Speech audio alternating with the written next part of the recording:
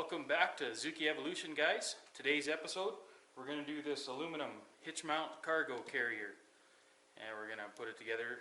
We're going to unbox it, we're going to put it together, and we're going to see if we can mount it with that spare tire on the back. I might have to do some modifications, but let's get after it. So let's cut this thing open. I already started opening it, and then I thought I should do a video on this for you guys. So it's just an aluminum hitch mount cargo carrier.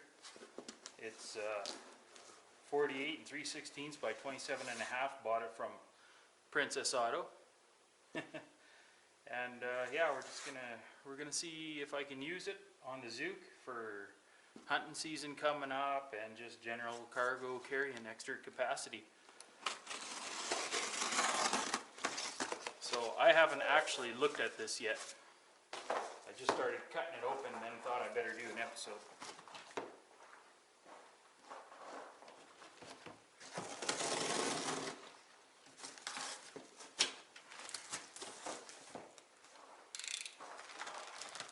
Alright, so there's a bunch of nuts and bolts, all kinds of goodies in here. I think it actually has a little ramp for it too, so you can wheel stuff up on there. I don't know. Your grandma's little go-kart, you can wheel it up on your hitch, I guess.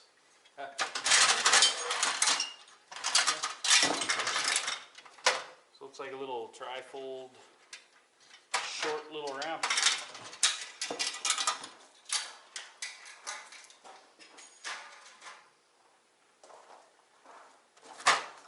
What else we got here?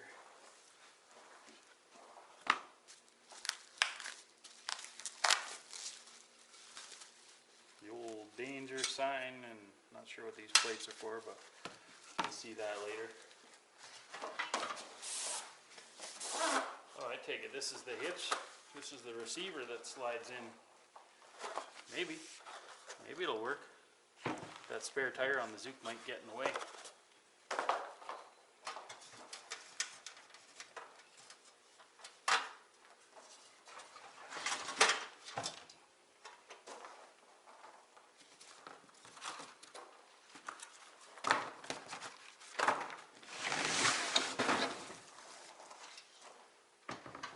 So here it is, mounted into the Zook's hitch, and I can see what we're going to have a problem here already is this rail.